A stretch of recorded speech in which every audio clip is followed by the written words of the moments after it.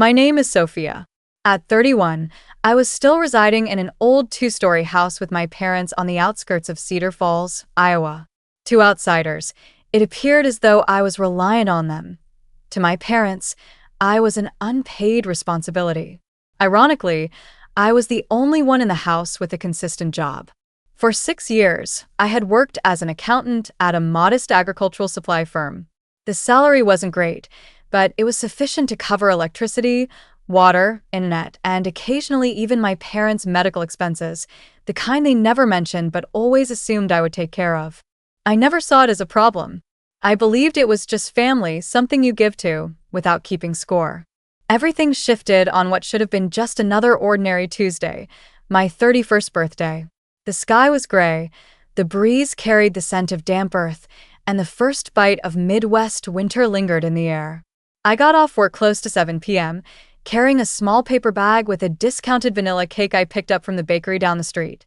"Happy birthday, Sophia," was scribbled in messy red frosting. I smirked, not out of sadness, but because I had long stopped expecting anything more. As I drove home, I wasn't hoping for celebration, flowers, or even a hug. Just a simple happy birthday would have sufficed. But that hadn't happened in years. And this time was no exception. I parked the car, turned off the ignition, and sat for a few extra minutes. The house was quiet, a dull yellow glow spilling from the living room window. I inhaled deeply, counting in my head, 3 steps to the door, 5 to the kitchen, 7 to the stairs. When I stepped inside, the house was cold, as though the heater hadn't been turned on. No television, no voices. Just a heavy silence that clung to the walls like mist. My mother stood at the sink, back turned, washing dishes. My father sat at the table, eyes fixed on his phone, not even glancing up. I nodded, more reflex than greeting. No one responded. I placed the cake on the counter, took off my coat, and poured myself a glass of water. I tried to ignore the dull sting forming in my chest. "It's fine," I told myself. "No celebration necessary, as long as they still need me here." But that thought turned out to be the last illusion I was still holding on to. A stack of papers sat in the center of the dining table, the electric bill, stamped past due, in bold red at the top. I didn't blame them. I never had. I intended to quietly pay it tonight, as I always did. But something about the atmosphere felt off, a cold that wasn't from the weather, but from the way my mother avoided my eyes, the unusual distance in my father's face, the way the house, already aged, suddenly felt unfamiliar. I carried the cake upstairs without touching it. No one asked about it. No one asked where I had been, what I had done, or whether I was tired. Just another quiet birthday, another silent note in a song I knew by heart. As I set the box down, it hit me, it wasn't that they had forgotten my birthday, it was that, to them, it no longer mattered. I sat there for a long time, listening to the wind brush against the windows. And in that wind, for the first time, I admitted something to myself. Maybe I was never truly a part of this family. Just the last name on the electric bill no one else wanted to pay. My mind started replaying memories I had buried for years. When I was 24, my father, Marcus, cracked 2 molars in an accident at the food plant. No dental insurance, no savings. My mother sighed. "He'll have to deal with the pain for a few weeks. Where would we get the money?" I didn't respond. The next morning, I quietly transferred nearly $1,200 from my savings, the fund I'd set aside for a data analytics course, and slipped it into her wallet with a note. "Take him to the dentist. No need to pay me back." She took it, folded the note, and said nothing. 3 months later, my dad was eating popcorn on the couch and muttered, "Good thing the dentures are sturdy. If Sophia picked them, they'd be broken already." My mom laughed. I stayed silent. At 27, my mother, Helen, lost control on the freeway during a snowstorm. Her tires were completely bald. She called me in a panic while I was in a meeting. I left work midday, drove almost an hour through the snow, and picked her up. That evening, I ordered 4 new tires, nearly $700, and had them delivered. She glanced at the receipt and said, "You're good with money. I'm sure you'll figure it out." No thanks, no acknowledgement. Just the expectation that I'd take care of it. Last spring, the roof started leaking. Rainwater fell directly onto my bed. I climbed onto the roof during a drizzle and replaced the shingles myself. My father sat downstairs with a beer and shouted, "Don't mess up the roof. Contractors these days are all crooks." My fingers bled from the sharp edges of the panels, but I didn't complain. I used to think that if I just kept giving, kept being there, they'd eventually love me. I once canceled a trip to Colorado to stay home and care for my mom when she had the flu. I cooked soup, ran errands, did laundry. When she recovered, she simply said, "Oh, it takes care of me like a daughter should." The next day, they reminded me again, "Next time, remember to take the trash out on time." Every month, I paid the electric, water, and internet bills like clockwork, nearly $300 total. Whenever I suggested we split the costs, my mom would gently shake her head. "You don't want your parents to go without, do you?" Once, they forgot to pay the gas bill for 2 months straight. If I hadn't stepped in, we would have lost heat in the dead of winter. When my dad found out I had paid it all, he just said, "Good thing she did it quickly. Should have done it sooner, though." I used to believe it was my responsibility. I thought blood ties couldn't be broken. That if I just tried hard enough, they'd recognize my value. But how much have I spent on this house in the past 10 years? How many dreams did I put on hold? How many times did I choose silence over speaking up? No one forced me to do it. I chose it, for this family, hoping love would eventually follow. But the cost I paid was my own dignity and youth. I sat on the edge of my bed for a long time, the birthday cake still untouched on the table near the window.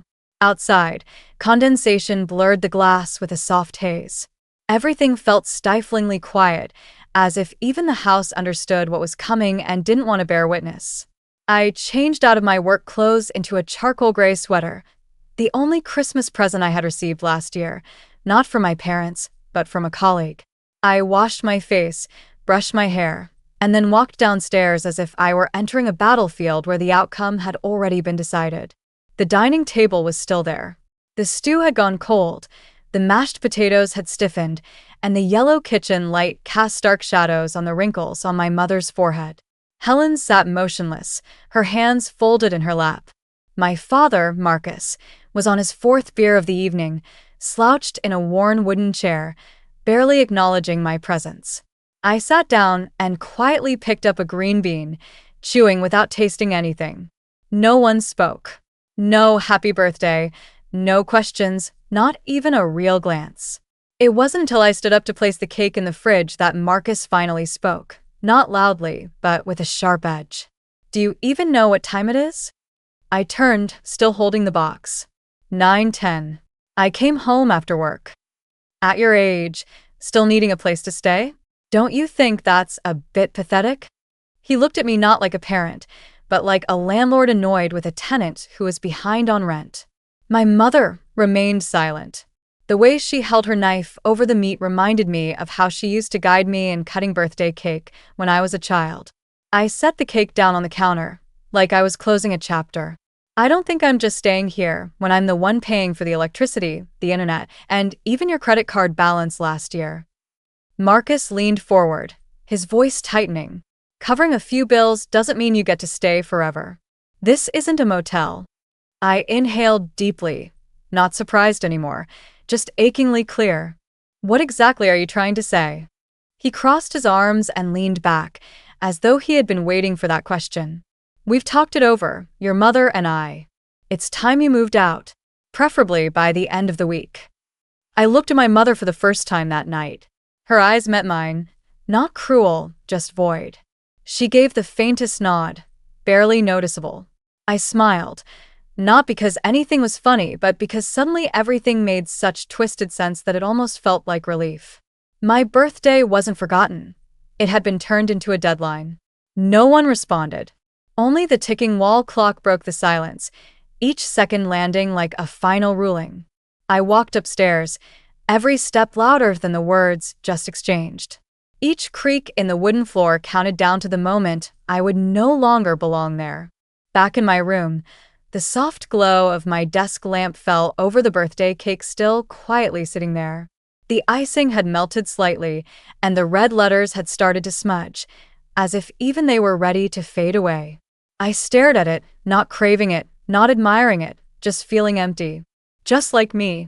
I was about to open my laptop to finish the company's monthly budget sheet, anything to distract myself from feeling, when there was a sudden knock. 3 solid taps. Before I could even respond, my father opened the door. He never knocked. The knock was only a symbol, a reminder that he still had control. "Come downstairs for a minute," he said quickly, avoiding my eyes. I stood, wary. "Why now?" Downstairs, my mother was already seated at the table. No party, no decorations, just a pile of envelopes and an empty duffel bag on the chair beside her. I looked at them, then at the bag. "What is this?" My father leaned against the wall, arms crossed, voice flat. "We think it's time you start taking care of yourself." I turned away, but before leaving the living room, I stopped. "Thank you for raising me, but you should know, I was the one keeping this place running." I went back to my room and quietly shut the door. No shouting, no tears. In my hand was a photo of that slightly tilted birthday cake, the only thing that acknowledged my birthday that day. I pinned it to the wall above my desk, not to remember the hurt, but to remind myself that sometimes the day you're pushed out of the nest is also the day you learn to fly. I used to think leaving meant physically moving out. But for me, it began with a few clicks. That night, after the house had gone still, I sat at my desk, opened my laptop, and logged into every utility account still under my name. I started with the electric bill. I had been the primary payer for 3 years, with autopay pulling from my card every third of the month. I canceled it. A confirmation popped up. Auto payment disabled. Then came water. Then gas. Then cable. Then internet. Each click felt like I was cutting a thread I had wrapped around myself for years, believing I was protecting my family. I thought I had misheard him. "You mean move out?" My mom didn't respond. She just stared into her teacup, like it might give her an escape. "You're 31, Sophia. You can't rely on your parents forever," he continued, voice calm, like he was reading from a rehearsed script. I stood still for a moment. My heart wasn't racing.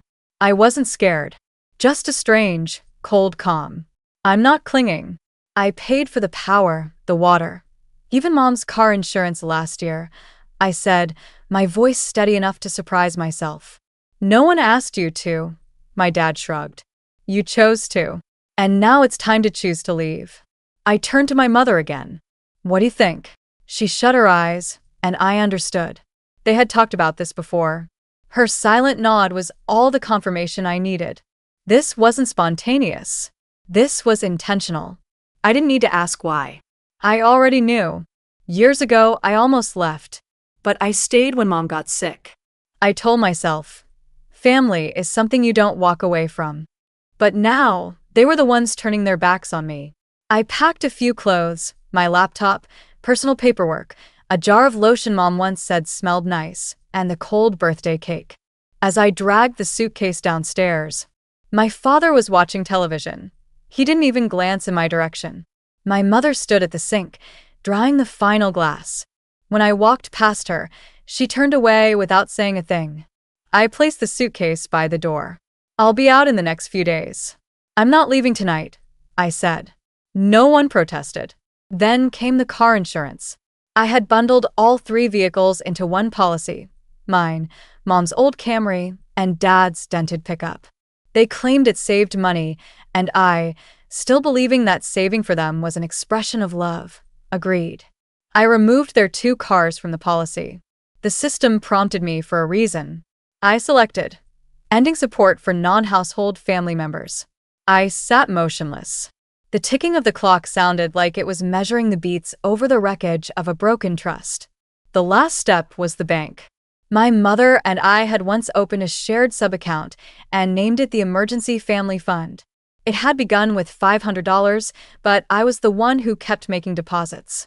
By the end of last year, the balance had grown to $3,200, almost all of my personal savings set aside for emergencies. Mom once said, Having this fund helps your father sleep better at night. After all, you're the one keeping everything stable. I used to feel proud of that. Now it just felt like a cruel joke. I transferred the entire amount into my own personal account and temporarily froze the joint one. It was fully within my rights. A system notification appeared. Account has been frozen. No withdrawals or activity can occur unless both account holders agree. I leaned back in my chair. The room was so quiet I could hear my own heartbeat. Not rapid, not shaking, just a steady rhythm. The kind that follows cutting the final tie. This wasn't vengeance. It was freedom. The following day, I drove to the city library to print records from the past 3 years. I printed every utility bill under my name, every insurance receipt, every email confirming Dad's prescriptions, new tires for Mom, and plumbing fixes from last winter. I organized them in a blue folder labeled, "What I carried for a family that never claimed me." I didn't plan to use it right away, but I knew that one day I might need to prove I wasn't weak, and I wasn't ungrateful. That evening, Mom called 3 times. I ignored each one. The first message arrived at 9:07 p.m. "Sweetie, I can't access the bank account. Is something wrong?" I set my phone down without responding. Next came a message from Dad at 9:24. "Wi-Fi is down. Call the provider." I smiled faintly. At 10:16, one last message from Mom. "Sophia, what did you do?" I closed my laptop, slipped the external hard drive into my bag, and stood to take one last glance around the room. Next to my half-packed suitcase sat the birthday cake, now hardened, like a crust over everything I had once forced myself to swallow. I knew they wouldn't understand, not right away. They would say I was overreacting, accuse me of being selfish. But for the first time in my life, I didn't feel the need to justify myself. I didn't need to be understood. I just needed to be free. I woke the next morning to sunlight spilling through the curtains, softer and gentler than it had been in months. For the first time in forever, I didn't rush to check work emails, didn't skim upcoming bills, didn't check last month's power usage. The first thing I did was make myself a cup of coffee, not the cheap kind I used to brew for everyone, but the light roast I had bought 3 months earlier and saved for someday. Today was that day, the moment they never expected. My phone buzzed once, then again, and again. Mom. Then Dad, then Mom again. Finally, a number I didn't recognize, probably a neighbor they asked to check on me. I placed the phone on the kitchen shelf and let it vibrate like background noise to a storm they never saw brewing. Every buzz, every incoming call, chipped away at the silence they had used for years like a leash. Then came the first message. Honey, the internet isn't working. The TV's not responding either. Did you cancel something by mistake? I didn't answer. A few minutes later, I can't log into the bank. I need to transfer money for your dad's medicine. Did you change the login info? Then one from Dad. Your mom's phone can't make any calls. Enough with this, Sophia. And finally, the one that nearly made me laugh. If you're angry, can we just talk? We're still family. No one wants this to get out of hand. I took another sip of coffee. The screen lit up again, but I didn't feel guilt, only certainty. When the 12th call came through, I answered, not to explain, not to beg, but to let them hear what losing control sounds like. "Hello." My mother's voice cracked. "Sophia, what have you done? The bank account's frozen. The internet's gone. The card was declined at the store. I don't understand. I'm freaking out here." I didn't blink. "You're not imagining it. I did it, and I had every reason to." Her tone grew sharper. "Is this what family does to one another?" I exhaled slowly, then said it, firm, calm, final. "Family doesn't throw their daughter out on her birthday." Silence. Then her voice shook. "I can't believe you'd do this to us. Your father's running a fever. There's no heat. He can't handle the morning chill." I remained silent. She sighed deeply, switching roles, from victim to the one placing blame. "Did you forget who raised you? Everything we did was for your own good." I smiled quietly. So she wouldn't hear it. If tossing me out was truly for my own good, then maybe now it's time they both learn to care for themselves. I'm not free in home care. and I hung up. What followed was a barrage of messages from my father. You think this childish stunt will make us feel guilty? You'll see. No one else will ever put up with your attitude. Remember, Sophia, you chose this. Don't come crawling back when it's too late. Each message landed like a bullet aimed at the armor I had so carefully constructed. But this time, they didn't wound me. They felt light, like the sting after a vaccine. The needle's gone, and so is the venom. By noon, I left the house and drove to the laundromat to pick up some clothes. While waiting, I sat in the car and opened an old photo album. There it was, my 9th birthday. A slightly burnt homemade cake, my parents beaming. I used to think that was happiness. But now I understood. Photos freeze moments, not truth. When I returned, I saw a missed call from Aunt Carol in Minnesota. The accompanying text read, "Lucia, call your mom. She's been crying all morning. Everyone's worried." I didn't call back. I didn't explain. Because I knew the only thing they missed wasn't me. It was the person who made sure everything kept running. I thought things would settle after the initial storm. Once the Wi-Fi was disconnected, the bills bounced and the bank account locked. I assumed silence would be the end. I was wrong. 3 days later, on a quiet Saturday morning, I was having coffee with Nora, my best friend and new landlord, when my phone wouldn't stop buzzing. Messages from an old coworker, a high school friend, even a middle school teacher I thought had long forgotten my name. All with the same uneasy tone. "Sophia, have you seen the post? Your dad, he posted something in the town's Facebook group. Are you okay?" I opened Facebook and went straight to the group Cedar Falls community, big and small matters. The top post hit like a slap. Posted by Marcus Kessler. My father's account. The first line in all caps, no punctuation, no greeting. "When your child becomes your betrayer."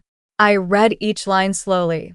Every word like scissors cutting through the dignity I had tried to protect for years.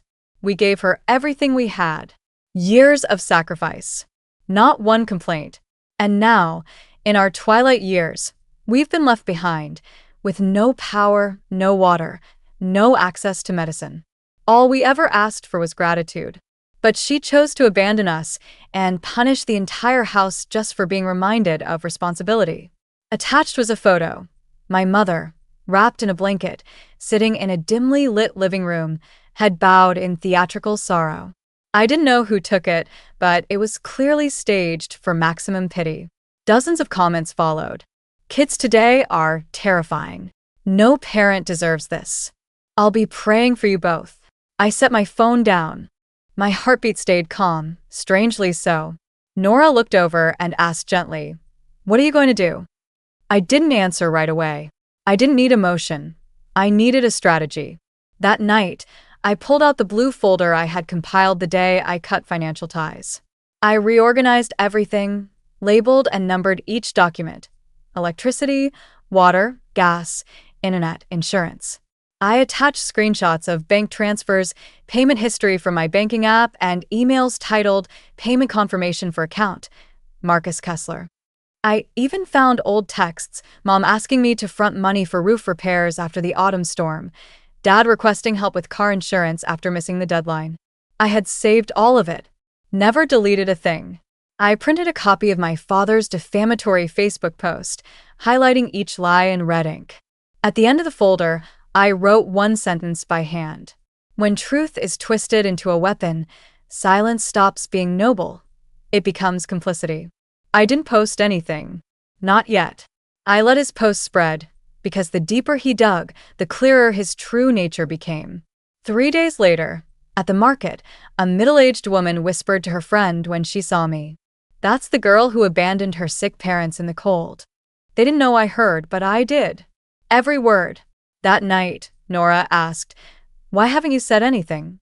I looked up, voice steady. "Because I want them to show just how far they'll go. And when I speak, the truth needs to be so loud it doesn't need a defense."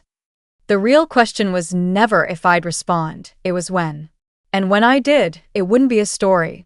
It would be an autopsy of a toxic structure, a family that confused love with control and never thought my sacrifices were enough.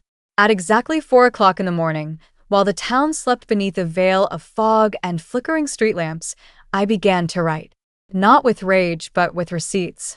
With bills, emails, and memories I had spent years trying to bury. I started the post with one simple line. I'm not the ungrateful daughter they claim I am. Then I went through it, detail by detail, like a financial audit. February 2022, I paid $38,420 for the electric bill during the coldest winter month, after my parents failed to pay it for the third time. July 2021, I spent $679 on new tires for my mom after she got stranded on the highway. I also covered the towing fee that day, $113. In 2020, when the roof leaked, I bought the materials, climbed up, and repaired it myself over 2 rainy days, while my dad watched baseball under the dry patch I had just fixed. For the past 3 years, every bill, internet, cable, car insurance, was under my name. They never asked if I could manage it, only whether I had already paid. But I wasn't asking for sympathy. I was stating facts, the kind I had been the only one carrying. I attached photos of every bill, screenshots of payment confirmations, emails from the bank. Even a photo of me repairing the roof in the rain, taken by our neighbor Mr. Walter while walking his dog last year. I ended the post with a short paragraph, like the final tear through the mask my parents had spent decades stitching. I'm not angry that they threw me out. I'm heartbroken they forgot I was the one holding that house together for nearly a decade. If they choose lies for sympathy, then I choose truth for freedom. The post went live at exactly 4:37 a.m. in the same Facebook group where my father had tried to paint me as the villain. I didn't share it. I didn't message anyone directly. I just let it sit there, my testimony, without an attorney. By noon, the post had over 120 shares. The first comment made my throat tighten. Mr. Walter, I took the photo of her on the roof last year. I remember her working through the whole afternoon in the rain. Her parents stayed inside the entire time without checking once. When I asked if she needed help, Sophia just smiled and said, I'm okay. Next came Hilda, my former high school biology teacher. I used to think Sophia came from an ideal family. Now I understand why she was always quiet about home. Then came the grocery store owner. She once postponed paying for her own groceries to help her parents cover plumbing repairs. I saw it happen. Gradually, the story shifted. The accusations in my father's post were drowned out by a current of truth, memories others had witnessed as well. Every time someone spoke up, I felt lighter. Not because I was being defended, but because I wasn't the only one who remembered what had actually happened. That afternoon, my father's original post vanished from the group. No explanation given. Nora handed me a grilled chicken sandwich, placed it in my hands, and said, See? Even truth needs allies. I smiled for the first time since they kicked me out. Yeah. But this time, my allies are the ones who stopped staying quiet. That night, while brushing my teeth, I stared into the mirror longer than usual. I wasn't checking my skin or hair or the lines near my eyes.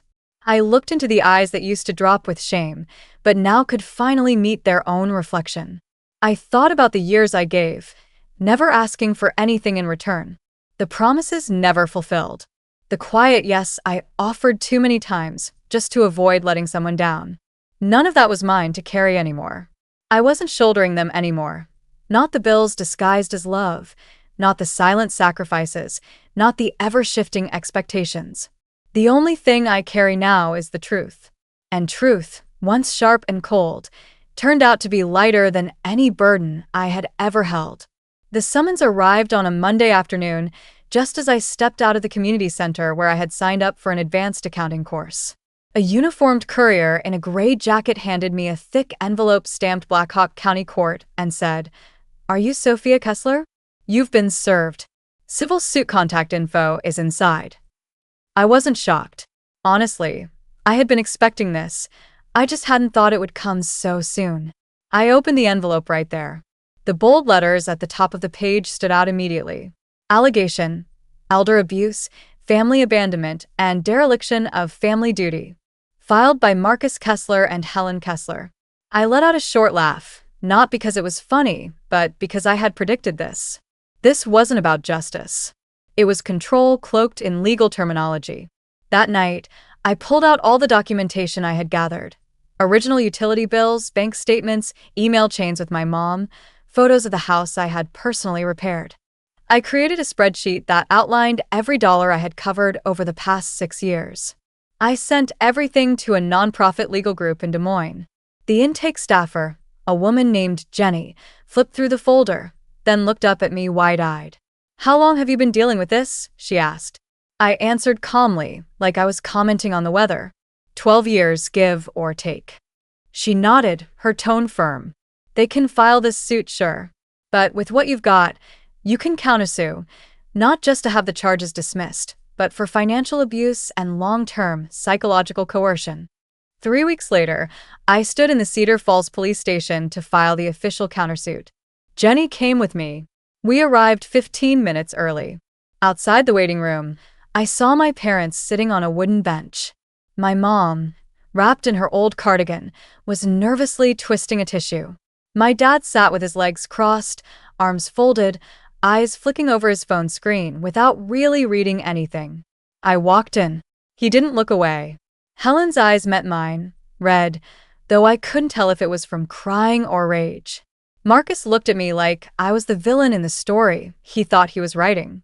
The officer in charge of the case was Lieutenant Scott Raymond, mid-50s, tall and lean, his expression calm and unreadable. He sat behind his desk, reviewing the folders from both parties.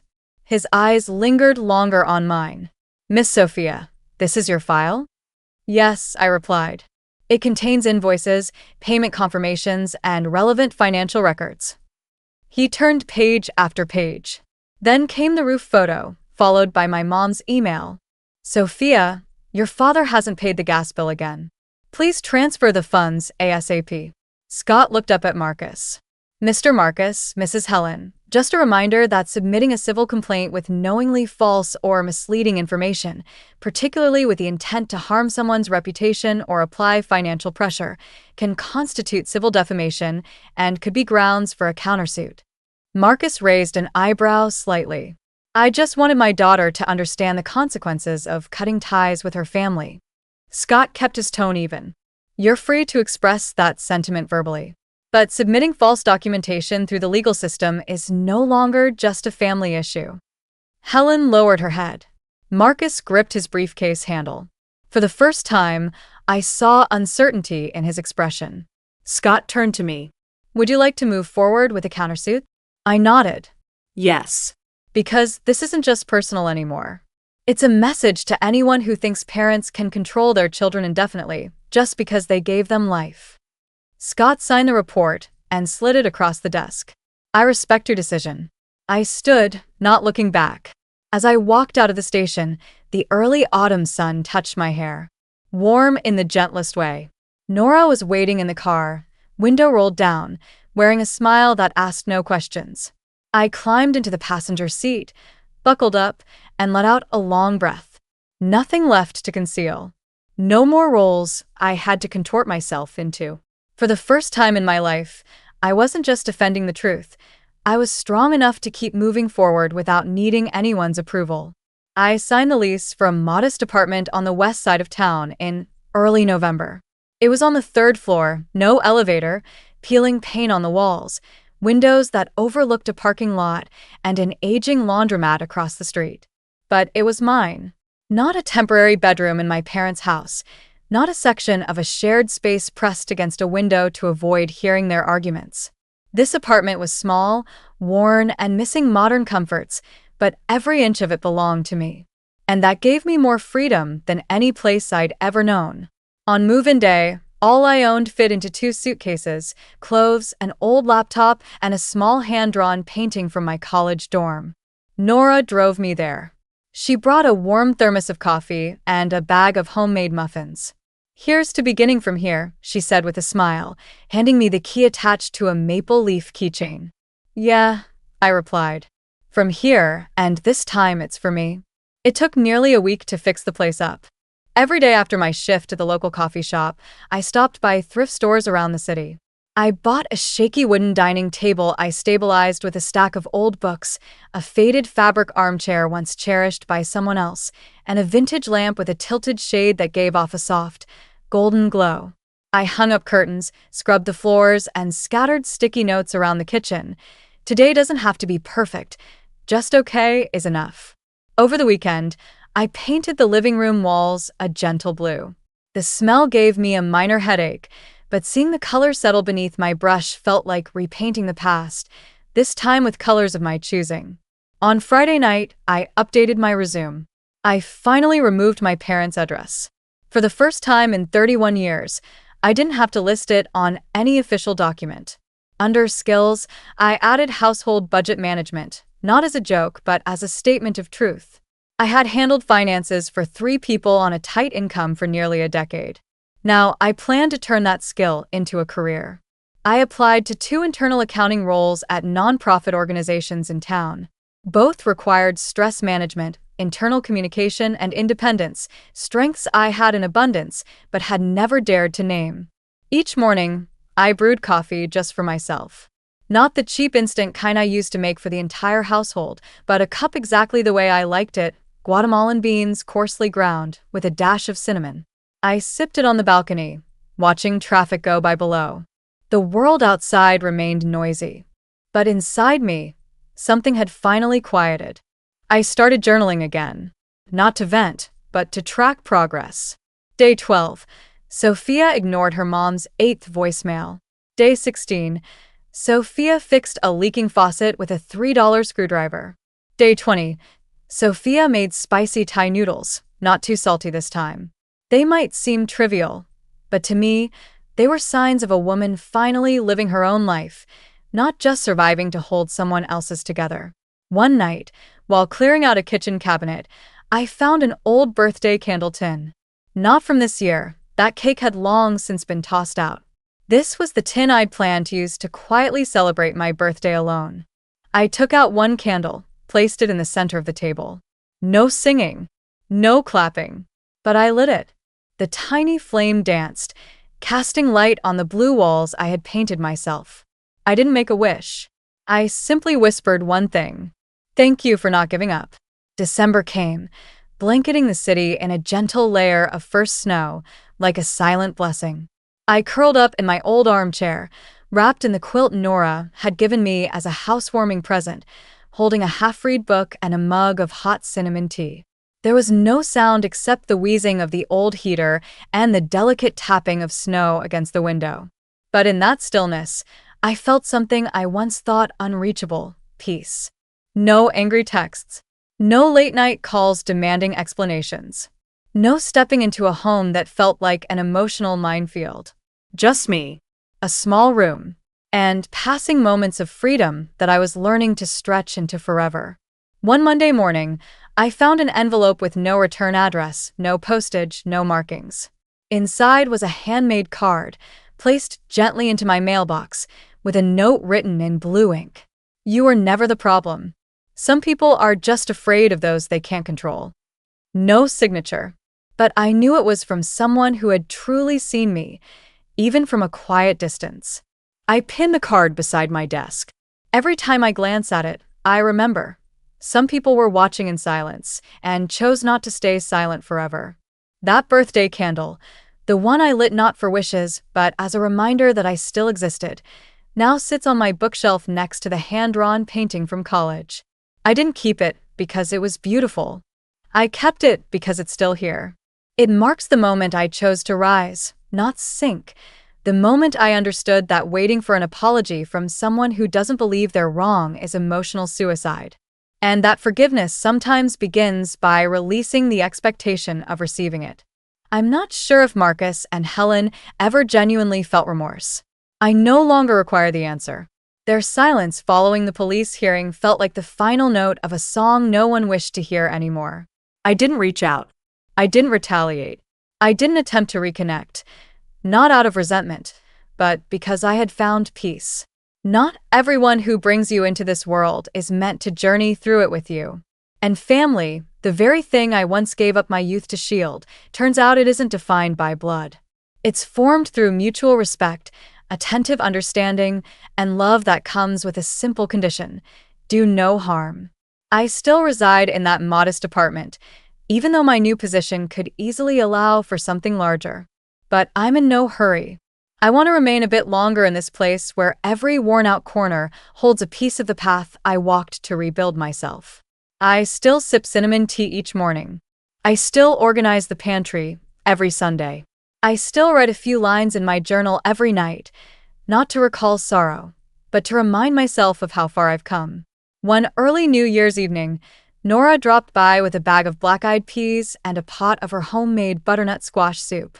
We shared dinner, laughed, and leaned back to enjoy an old film together. When it ended, Nora turned to me and asked, "Do you ever regret any of it?" I stayed silent for a few moments, gazing out the window where snow continued to fall softly. Then I turned back to her and replied gently, "No." Because without those years, I never would have understood how much more I truly deserved. She nodded. No more words were spoken, but this silence felt different. It wasn't heavy. It was like a gentle period closing the final sentence of a long chapter and the quiet beginning of everything to come. I'm not the daughter who abandoned her family. I'm simply the last person in that house who finally chose to save herself. Sophia's story isn't just about walking away from a home steeped in control and manipulation. It stands as proof that sometimes the bravest act is choosing yourself. Blood doesn't determine family; kindness, respect, and the capacity to love without conditions do. In a world where tradition often hides deep emotional wounds, Sophia had the strength to sever ties, rise, and build something new from the rubble. And in doing so, she discovered the most valuable thing of all: true peace. What are your thoughts on Sophia's journey? Have you ever faced something similar? Share your story in the comments. And don't forget to follow this channel for more moving, heartfelt stories about family and healing.